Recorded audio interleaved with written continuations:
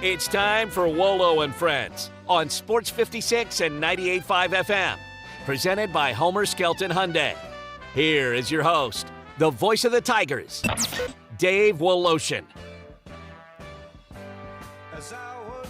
Welcome in on a rainy Tuesday morning. Nice to have you aboard. Grizz, all of a sudden they become a fourth quarter team. It was the bench to the rescue. They beat Dallas. There was Kyrie. There was no Luka. And again, no Ja, but he was in the house and he was eligible to play. He'll practice today most likely. He will play tomorrow. The men, well, they may be done for the season when it comes to the U of M, but the women are not. The women move on to what they call in the WNIT the Super 16. So they don't say Sweet 16, it's Super 16. They don't say Elite 8, they say Great 8.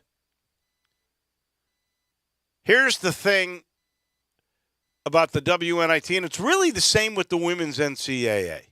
Memphis was a winner. They went on a 20-0 run to start the game.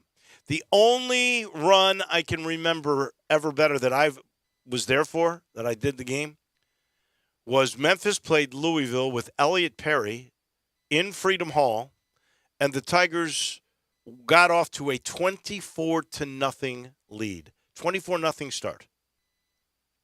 And held on to win.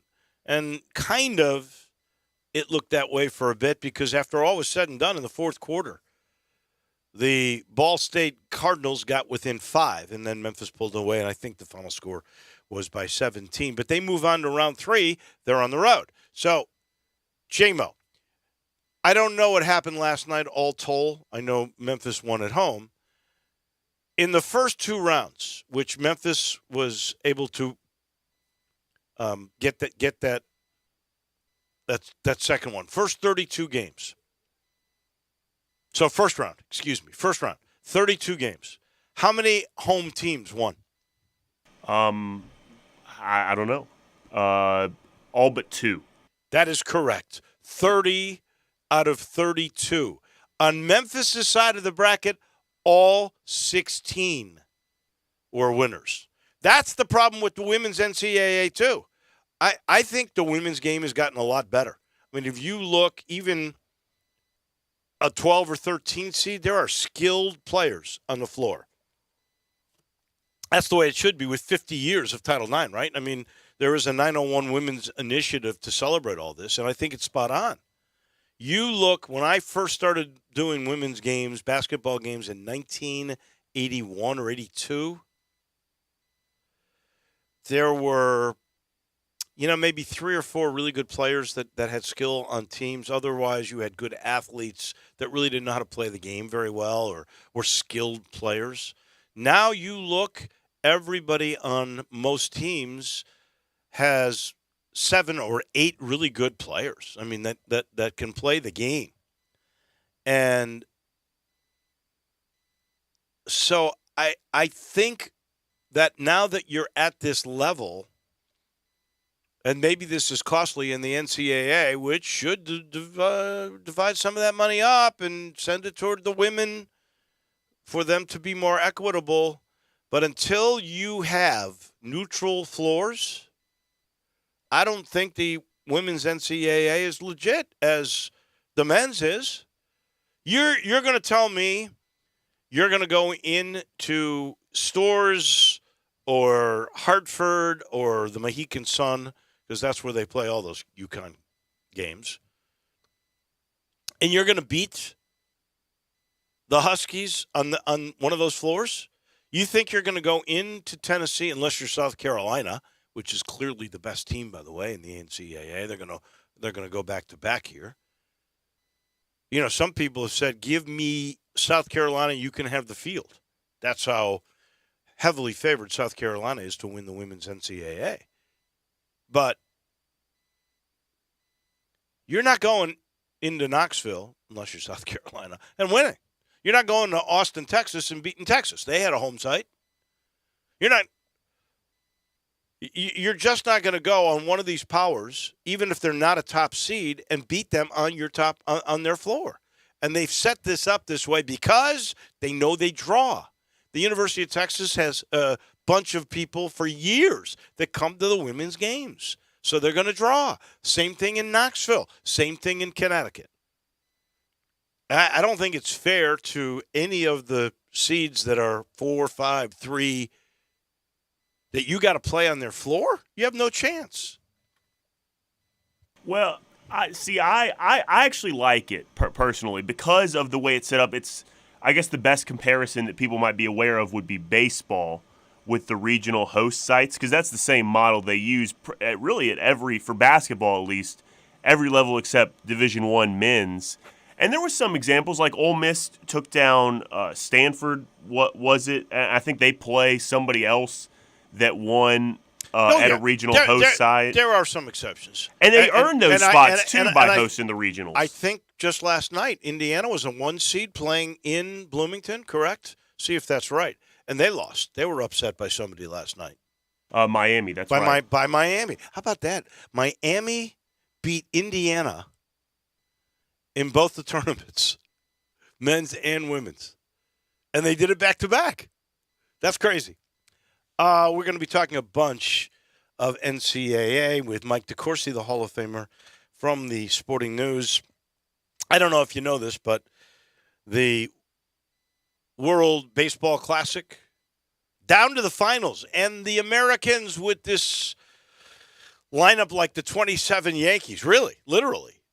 They are in the final. They had some shaky moments during this tournament, but they've made it to the finals. I don't know if you saw, but Japan had a walk-off home run last night and came from behind to beat Mexico, which Mexico, I think, had beaten the Americans. So it's Japan in the World Baseball Final with the United States. Shohei could be a reliever, and everybody's going, we could see a Shohei Ohtani versus Mike Trout showdown late in the game. That'd be kind of fun. Yeah, it's the only time they would face each other, I would imagine. Yeah. Or at least the foreseeable future. So we'll talk with Tim Doolin, our baseball man. That'll come your way about 10:50. So we've got a lot to talk about. Let me just finish with the women here very quickly, because I'm dropping the home court stuff, okay? But I want to talk about Katrina Merriweather, Memphis's women's coach, who, by the way, during this WNIT has now picked up her 150th and 151st win. She's got 22 wins this year. She's in the 40s with the U of M in 2 years. But the most amazing thing to me is the total culture change. Sold out last night, sold out for the first WNIT. I can remember going to see teams just 2 or 3 years ago when Melissa McFerrin, who I liked as a person, when Melissa McFerrin was the coach, you would have 100 people in the arena. 100. Most of them family members or former players. Okay? 100 people. Now you've got, it seats, well, they say it seats 1,700, but the crowds have been announced at like 1,850, 1,900. So let's just say there's about 1,800 to 1,900 people, full capacity, in the remodeled arena. And it's nice in there. The atmosphere is great. It's unreal how crazy it got in there. When they went up 20-0, I thought the roof was going to get blown off.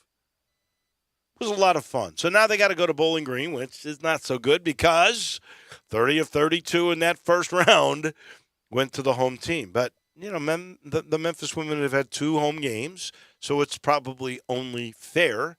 They'll go to Bowling Green. A little side note, the head women's athletic director, administrator, I think that she's the senior women's administrator is her title, is a very nice lady named Lauren Ashman. Lauren Ashman came from Bowling Green. She hired the coach at Bowling Green, who's turned their program around, right? They got like 26, 27, 28 wins now. She's also the person. And I know Laird Veach was involved, and there was a committee that brought Katrina Merriweather here. But I'm pretty well sure Lauren Ashman is the one who pulls the trigger, and she's the one that brought Katrina Merriweather here. So you've got the architect of both schools that will be traveling now with the Tigers to her old school to watch her two coaches compete against each other to get to the WNIT Great Eight. Pretty good story, I think, in the long run. All right, the Grizzlies last night, it was the bench that brought them back in a 15-3 run in the fourth quarter. They were down 13 going into the fourth. They held, by the way, with about 5 minutes left in the game, I think they brought their starters back in after this great run by the bench. Mainly Aldama and Kennard was really good in this game.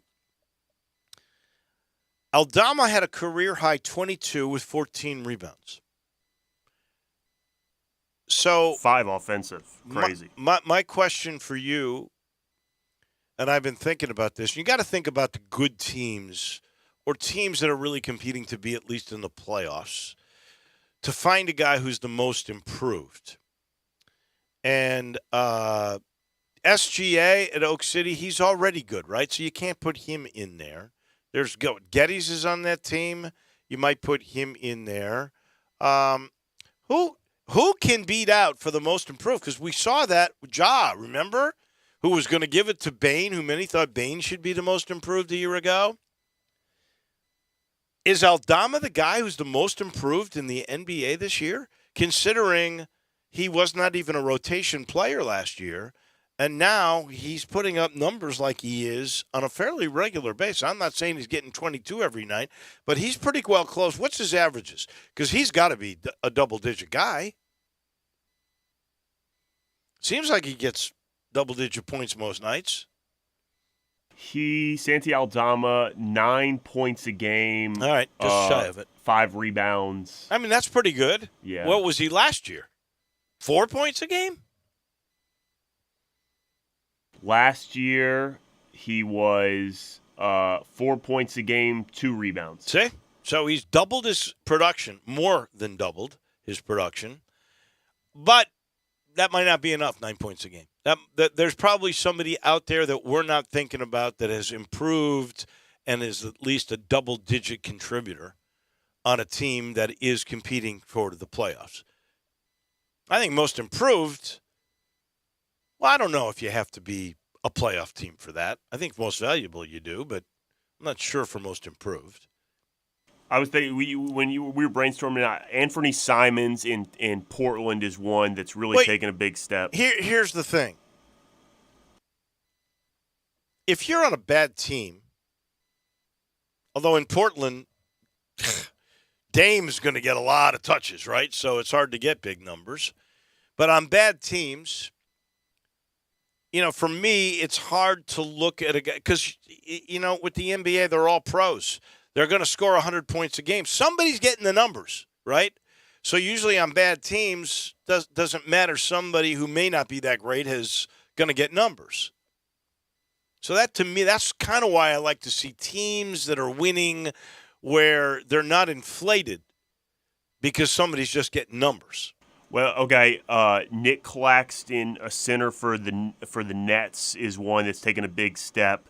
Tyrese Halliburton, an all-star this year, is taking a big step for Indiana, but another team that's going to miss the playoffs. Here's one that I just thought of that it's hard for me to say because he was so good last year, but just in terms of the box score has taken a big step. Jalen Brunson in New York, he's elevated his points per game by almost 10 points this year. The Knicks are going to make the playoffs. You know what? That's run. it right there. It has. I think you got it. I think that might be it. I think that's it. Jalen Brunson is going to be your most improved player.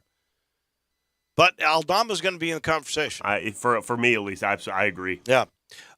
Triple J, 28-4. I heard Brother Knight after the game say on television that he thought that even when Ja comes back, that they really need to make Jaren Jackson Jr. more of a centerpiece.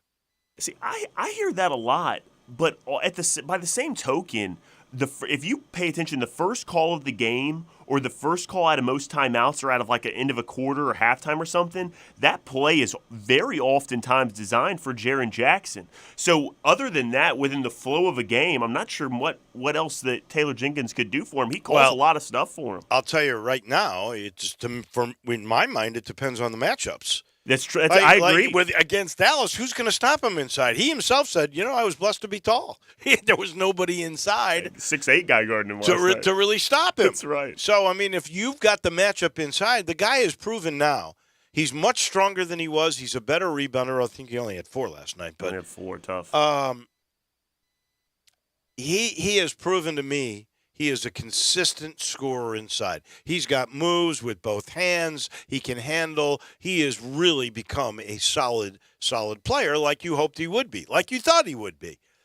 And so I don't have a problem with making him more of a focal point for the team. Dylan Brooks played some kind of D, but I must say Kyrie had 28 points, did not score in the fourth quarter. It looked like he got hurt, and this was inadvertent too. It's involving Dylan Brooks, and they were doing a lot of yapping at each other, and then big hugs, and they actually traded jerseys when the game was over. So there is some respect. But Irving got stepped on by Brooks. Brooks was in defense of Dylan. He was pushed into him, stepped on his foot.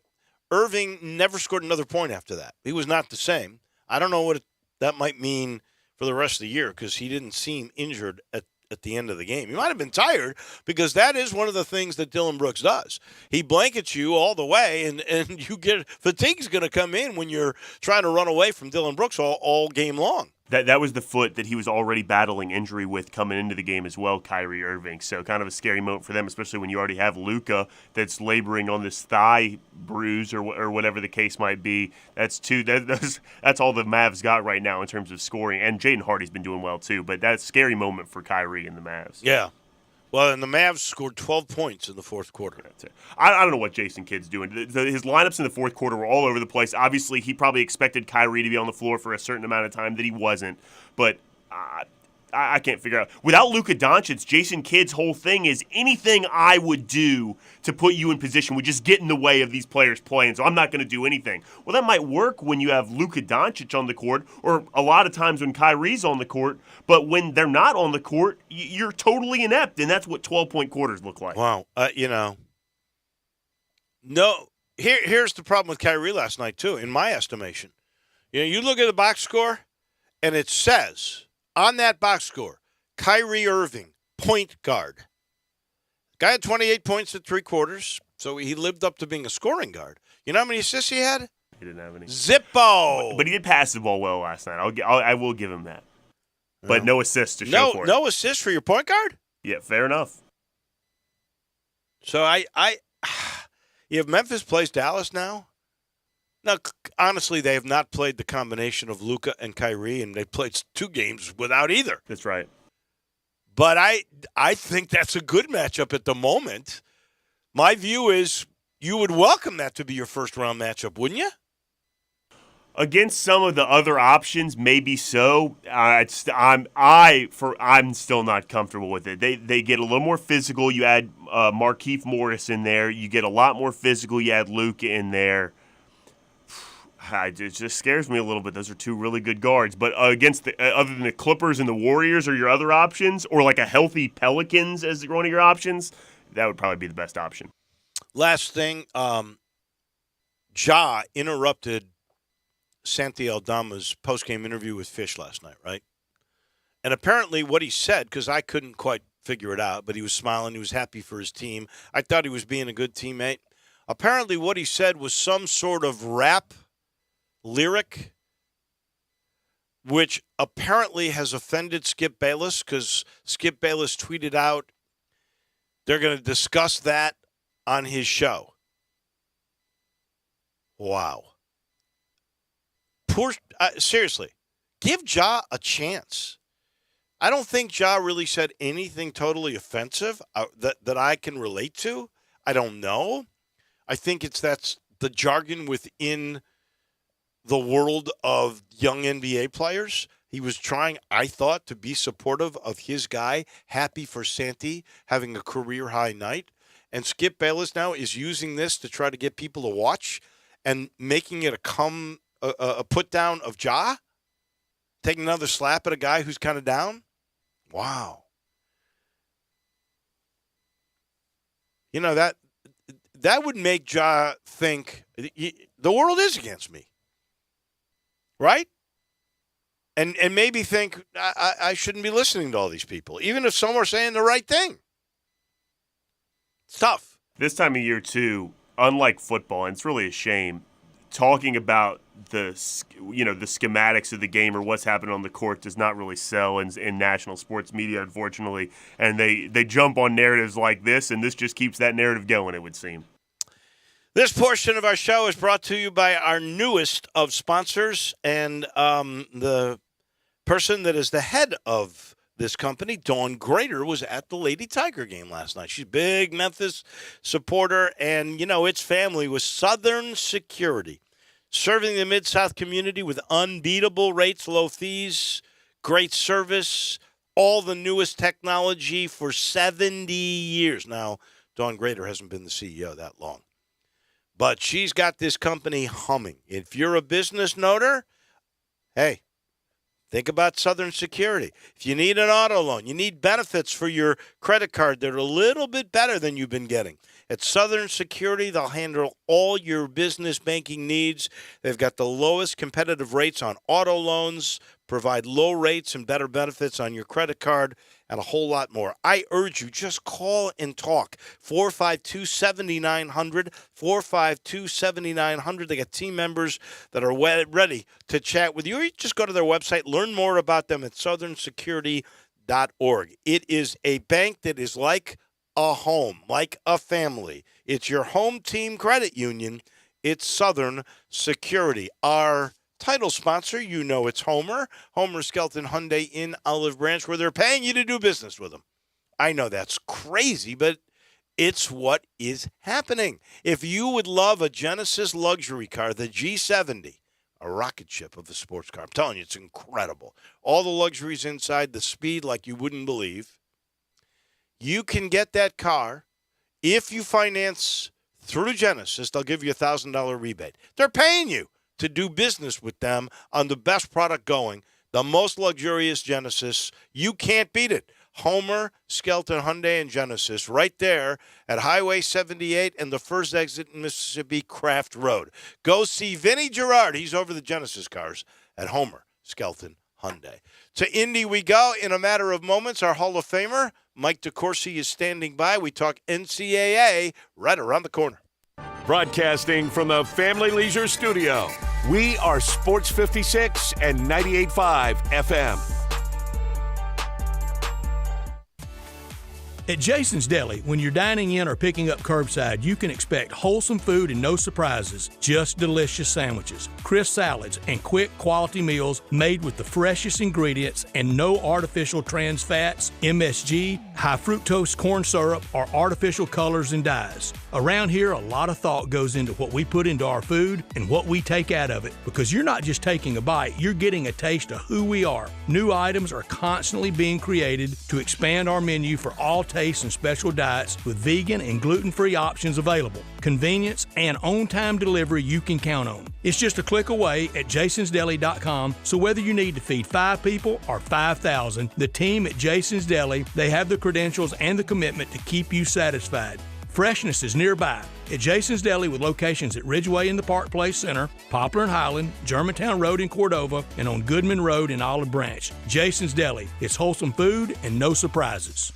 Angie's List is now Angie, and we've heard a lot of theories about why. I thought it was an eco move. Fewer words, less paper. No, it was so you could say it faster. No, it's to be more iconic. Must be a tech thing. But those aren't quite right. It's because now you can compare upfront prices, book a service instantly, and even get your project handled from start to finish. Sounds easy. It is, and it makes us so much more than just a list. Get started at Angie.com. That's ANGI, or download the app today.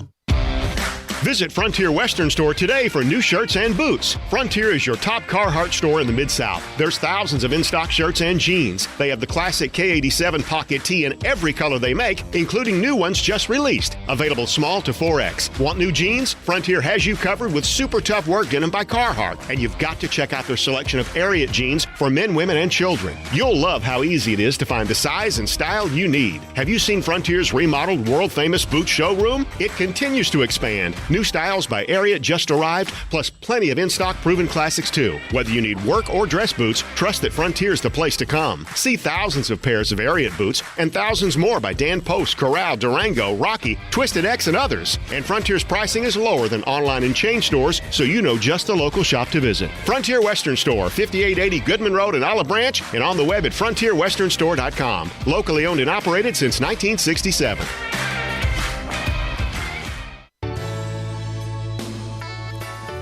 Listen Sundays at 11 a.m. to join Idlewild Presbyterian Church for worship. Idlewild is a PCUSA church located in Midtown Memphis. Now back to Wolo and Friends on Sports 56 and 98.5 FM, presented by Homer Skelton Hyundai. Here once again is the voice of the Tigers, Dave Woloshin. Welcome back into the Family Leisure Studios. Don't forget that pre-season patio and pool sale. The temperature's going to go up in the 70s. Is your pool open yet? Do you need any kind of chemicals? It's the pre-season pool and patio sale. That means you get great prices right now at I-40 and Whedon Road. And if you're looking for the state-of-the-art patio furniture, they got it at a good price for sure. So please get there. Tell them we sent you. Family Leisure with that pre-season sale going on right now. To Indy we go, the Hall of Famer from the Sporting News.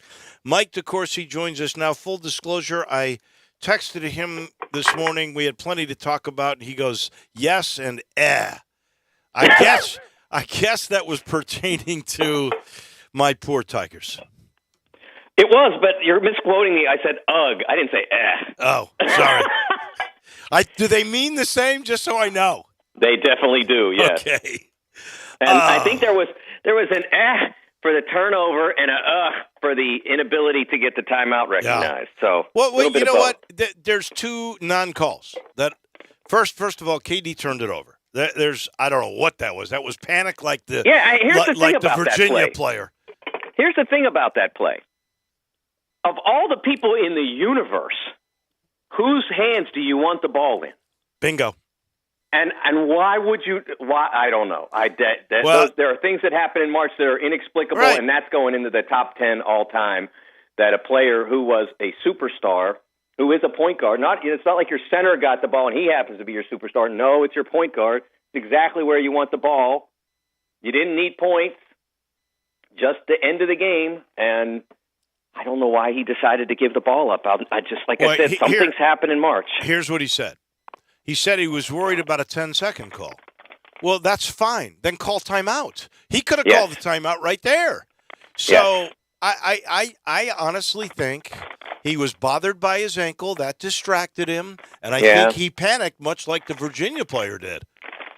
Under pressure. Yeah. And Kihei Clark had been in that situation before as a freshman and handled it spectacularly, made the perfect pass forward, and to the power forward who won the game for them that day. I was there, and he handled it perfectly. And this time, just decides, like, of all the options available to him in that circumstance, there were options in his case that involved violating the rules that were better options than what he did. If he'd stepped out of bounds, right, would have been great for Virginia, because although you don't want that, now your defense is set. It's not a transition situation. You're one of the best defensive teams in the country. All you have to do is not let them score a three. And you could actually have fouled purposefully if that's the way you wanted to go. So of all the options available to him, chose the worst one. In this case, he did the same.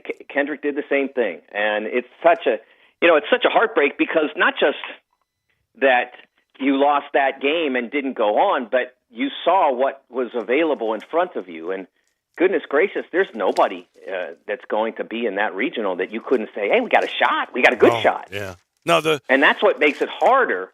Is not just that you lost that game and were eliminated, but that everything that happened around you brought the possibility. Kind of like in '95 when David Hall made the.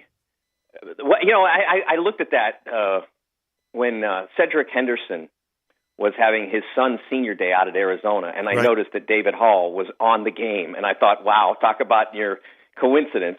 And so I went. Someone clipped it off and put it on Twitter, and I watched the play because I had seen it live, but I'm not sure I ever saw a replay. And I saw it live, and it didn't look like much.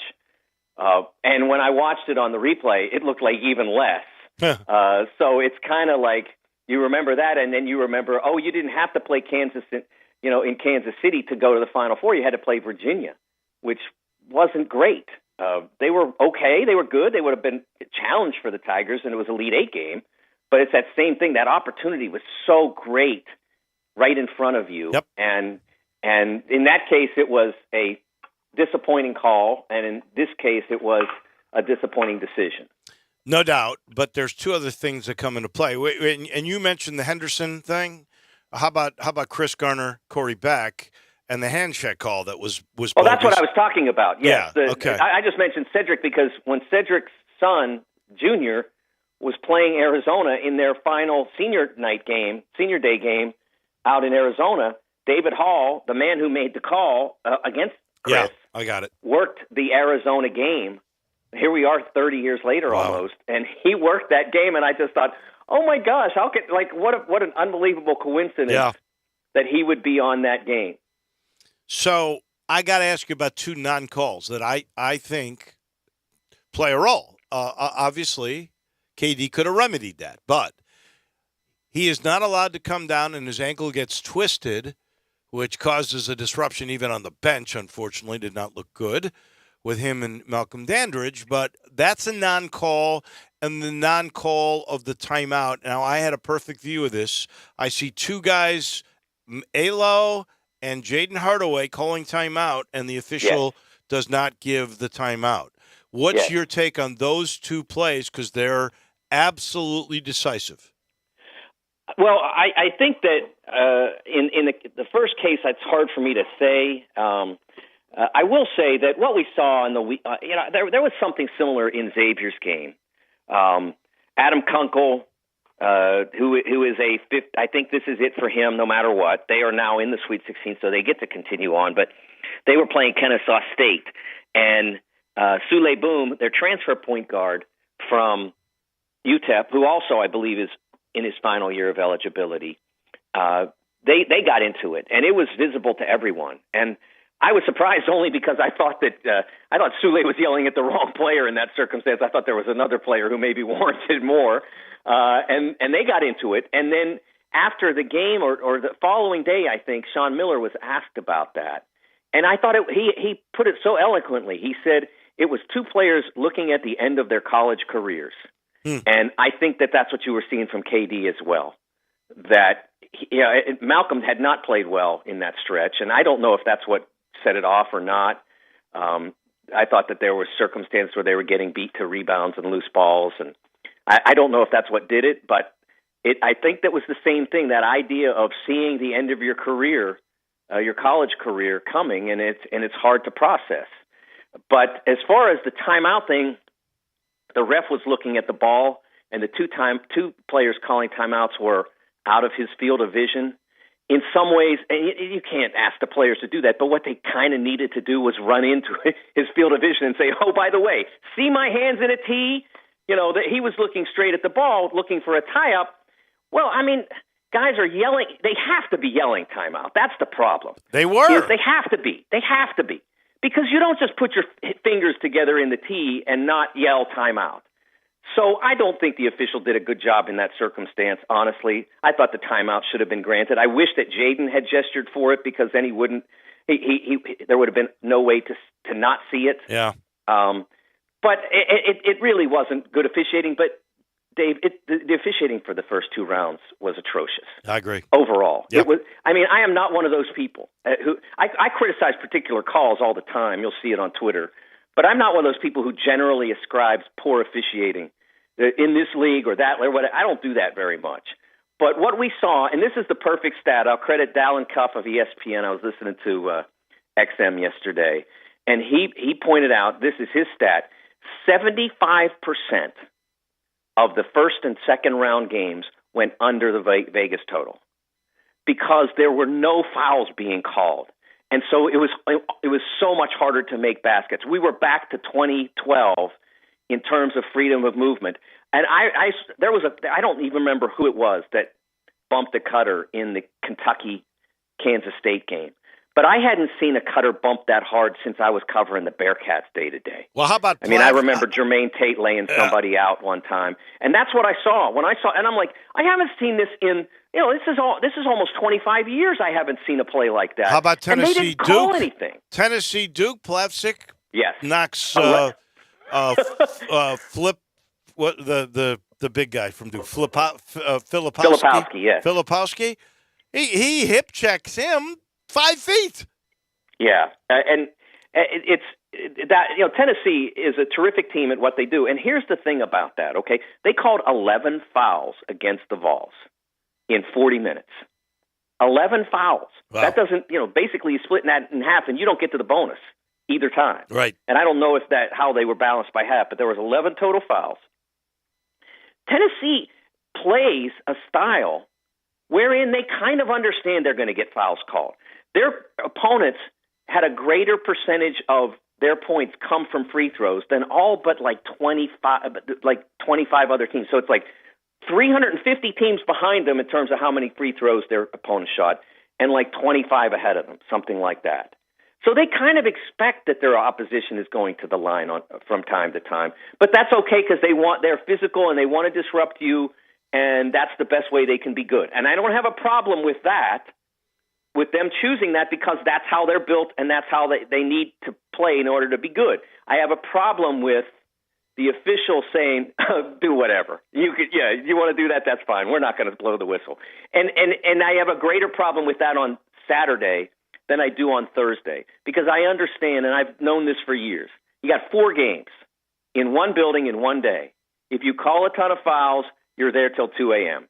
Nobody wants that. So everybody goes in the first round kind of knowing that that's kind of going to be the way it is. Don't just foul guys who are shooting and you're going to get called. Foul guys on the perimeter, you're probably not.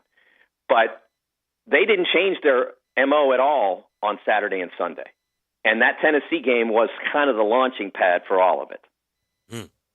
All right, all the upsets. Let's start with Fairleigh Dickinson over Purdue.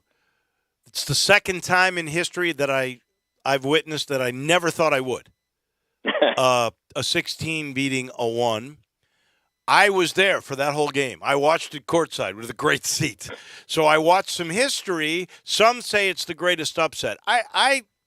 I think you got to go UMBC because it was the first, and that was the number 1 seed against the worst team, the last team to get in. Some say this because they were the shortest team, like averaging 6'1" against the biggest team. You tell me, which is the biggest upset? Yeah, I probably honestly would go with Chaminade over Virginia back in the 80s.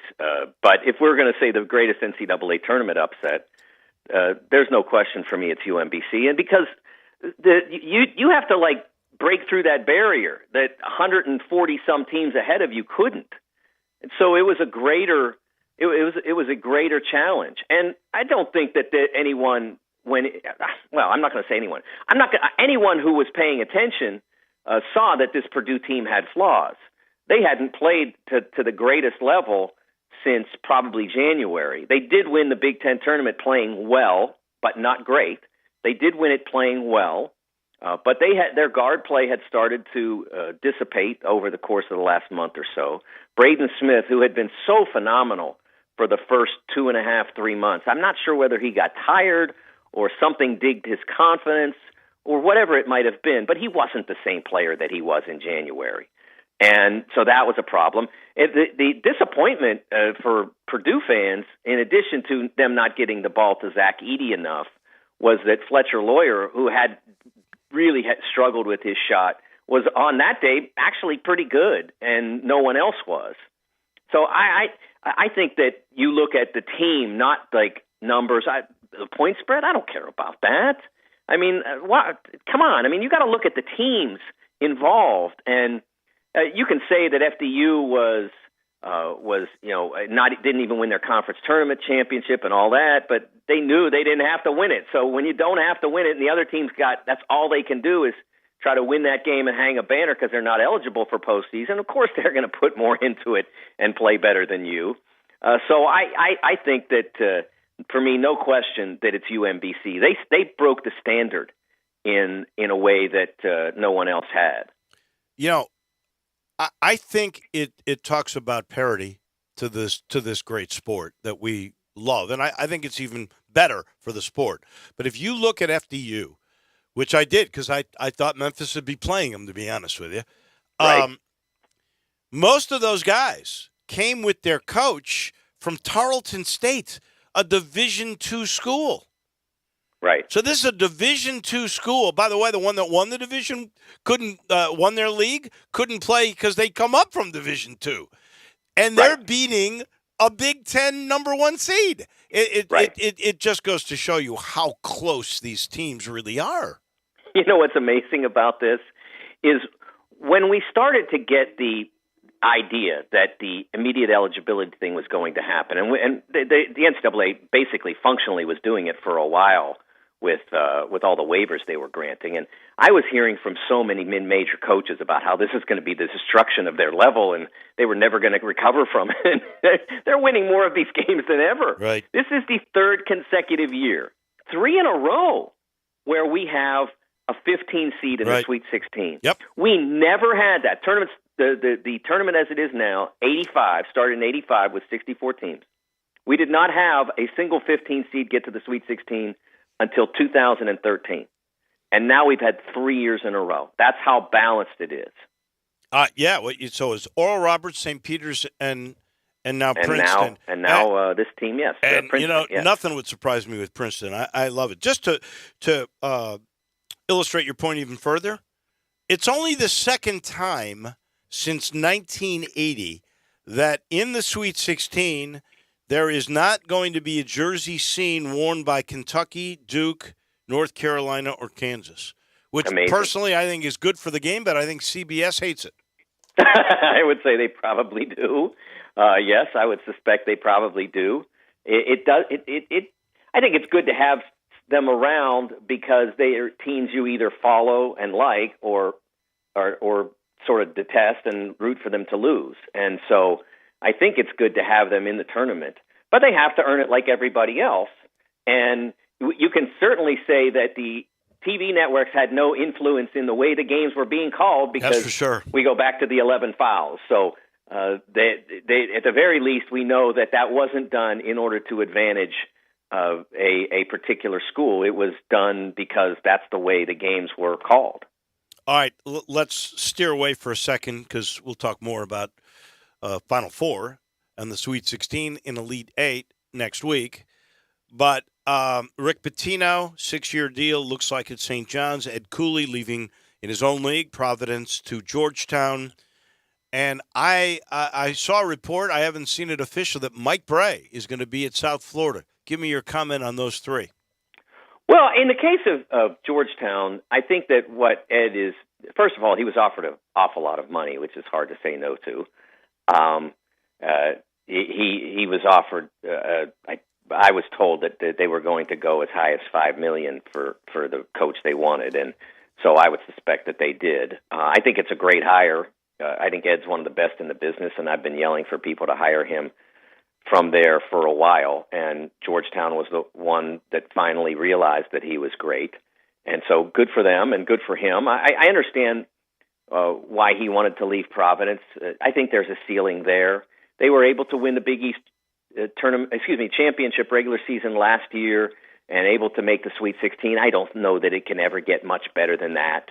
At least not without like being a Princeton style upset, whatever. I think he understood there was a ceiling, but that Georgetown, that perhaps he could find out whether or not he could pursue national championships. He's going to have a lot of work to do to repair that program, but you can do it faster these days than you used to be able to do, and he knows that as well as anybody because the last two successful teams, last year's champions and this year's team that was a 9 seed, they both were built largely with transfers. So he knows that he can go fast and then go from there. The St. John's thing, Rick is as good as there's ever been, and so I understand the desire to have him on your bench, and I absolutely understand what St. John's is deciding there.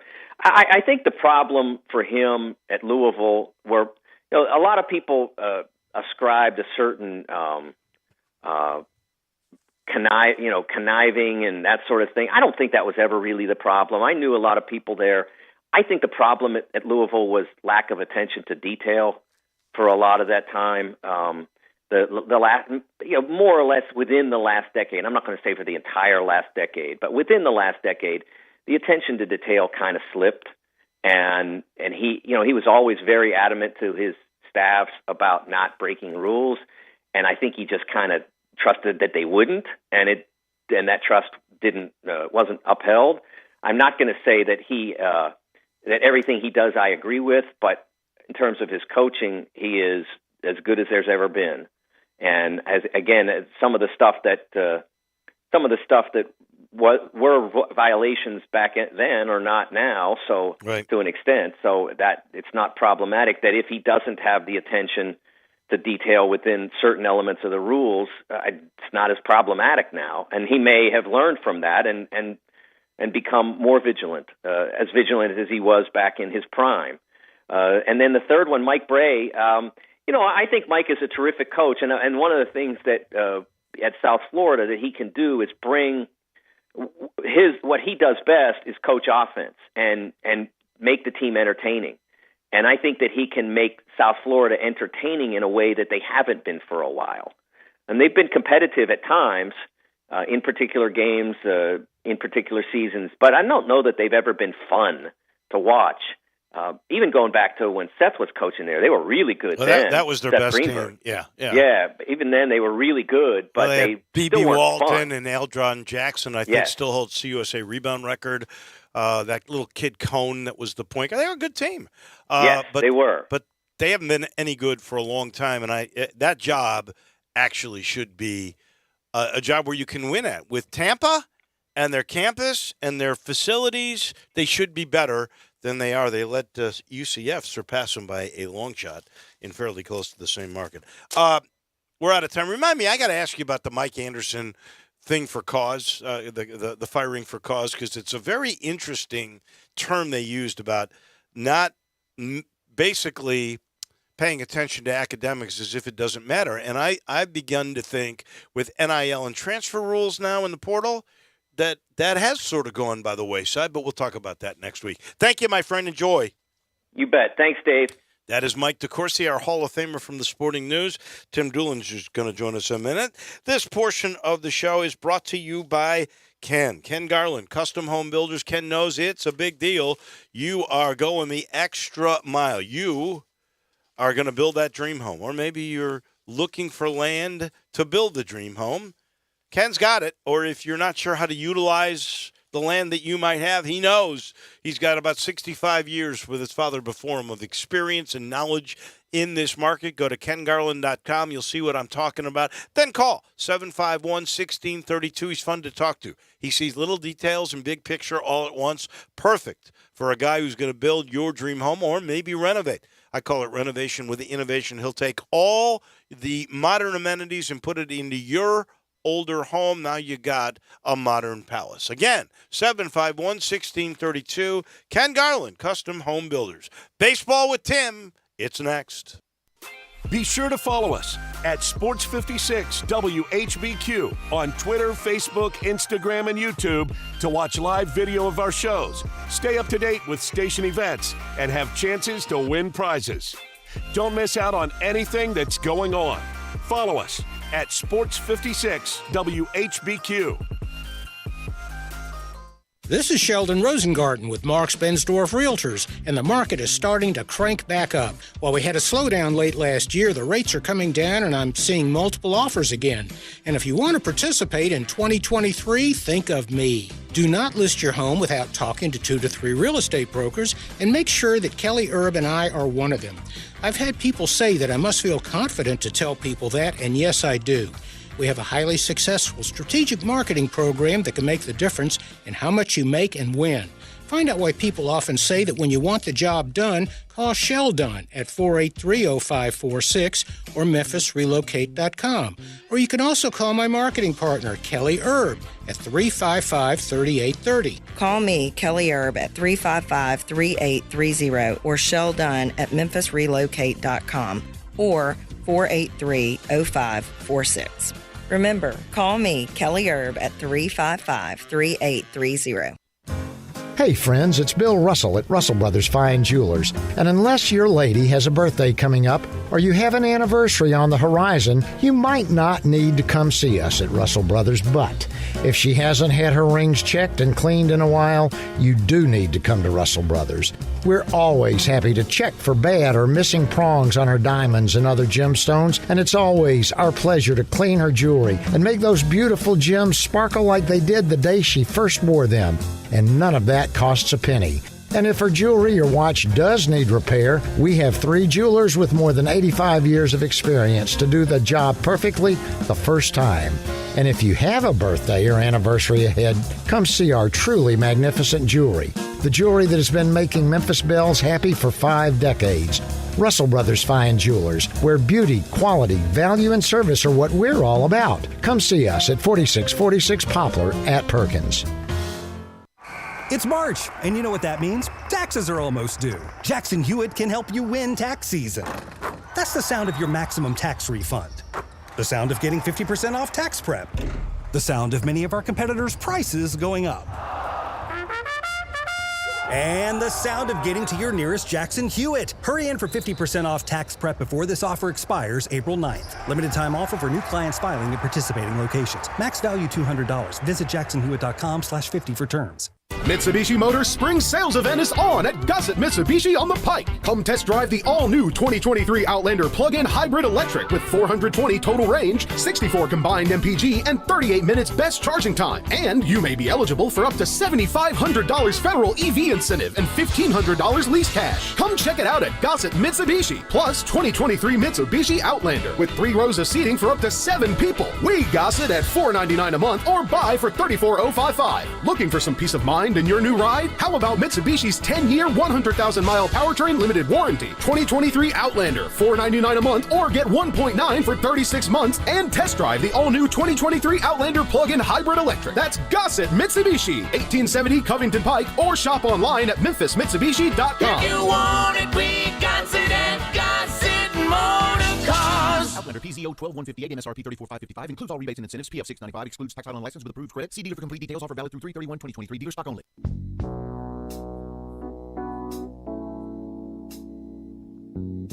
Now back to Wolo and Friends on Sports 56 and 98.5 FM, presented by Homer Skelton Hyundai. Here once again is the voice of the Tigers, Dave Woloshin. Breaking news. Guess who's replacing Rick Pitino at Iona? Who? The coach from Fairleigh Dickinson, Tobin Anderson, has got the job. Good for him. He parlayed that upset into a brand new job. We talk baseball in a second. It's brought to you by Conway. Don't forget the $69 air conditioning tune-up right now from Conway. Saves you money in the long run. No breakdowns because you're efficient. No big MLGW bills because you're efficient. Your system will last longer. 384-3511 or visit conwayservices.com for details, terms, and conditions. We got a baseball championship tonight. It'll be the USA against Japan, that great baseball team with the lineup that's like the 27 Yankees, against the Japanese and Shohei Ohtani. I think it's what everybody expected, although the path to get there was kind of twisty and turny, Tim Doolin. Yeah, it really was. I mean, here's a Japanese team that obviously has had a wealth of talent over the years. It has won this event twice. The USA team won it in 2017. So it's going to be a great matchup. Obviously, it'll be a packed stadium. I talked to Mookie the other day, and he said it was just electric in Miami. Obviously, with the teams that were playing in the semifinals, and it's pretty exciting. I mean, you got a lot of all the all-stars from both sides, but obviously the American team is full of major league stars, and the manager's done has done an unbelievable job, DeRosa, in just bringing these guys together, and they're having fun.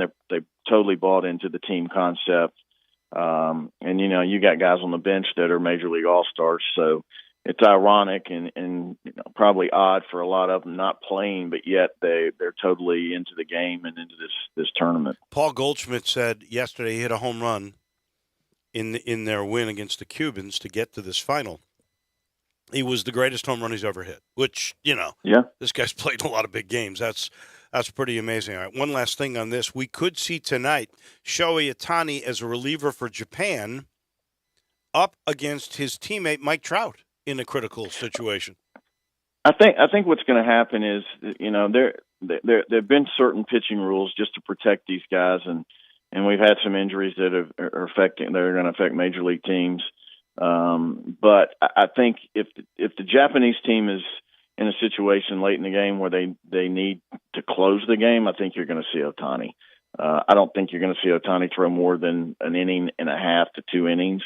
But if they're in a close situation, I think Artie Moreno with the Angels have probably given the green light to allow that to happen. That'll be a lot of fun. All right, last thing, and I'm sorry I shortchanged you, but we are in the NCAA. No worries.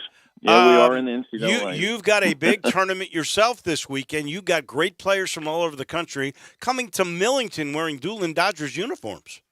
Yeah, we do. I appreciate it. Yeah, it's our 14-year-old prime team. That's our national team. Will be kicking off their season this weekend in Millington. And I don't know if you haven't been out there, they've done a great job of adding. I think they've added like eight new fields, all synthetic. Wow. Done a really good job of renovating and adding to, what Babe Howard built years ago. Actually was fortunate enough to play for him when he sponsored Millington Telephone. But so we're super excited. Hopefully the weather holds up, and it's the beginning of a long season for sure. People can come out and see that, right? Yeah, of course. Yeah, we play Saturday morning, bright and early. I think 8:30 or 9 o'clock, and then there'll be games going on Friday, Saturday, and Sunday. With I think there's 32 to 38 teams in this event from all over. So might have to come see you in the morning and go play Miramichi. There you go. Ooh. There you go. Ooh, that sounds pretty good. All right, have fun this weekend. Thank you. We'll talk to you next Tuesday. All right, well, thanks. That's our man on baseball. That is Tim Doolin. He's brought to you by the Athlon Insurance Team. They're a team, just like Tim's Dodgers. This team is to protect you, and that's what they do. They get to know you because at the Athlon Insurance Team, they're gonna do it the collaborative way. Get to know your family, what's important to you, what your budget is, and then they will protect you, your home, your auto. If it's life insurance that's important, they do the best job to make sure you're secure. If you've got a small to mid-sized business, they do that with commercial insurance as well. They get to know you, your product, your personnel. They'll even forecast you out. They'll figure out what's important to protect, what's your budget, and then they find the perfect protection. It's simple. They've been doing it a long time. They understand because they get to know you. All you got to do is make the call. It's 901-386-GER. That's because they're Tiger fans. 901-386-4777. That's the Athlon Insurance Team. We'll be back again tomorrow. Johnny Radio comes your way next. Have a great day, everybody. Come celebrate the savings with Gossett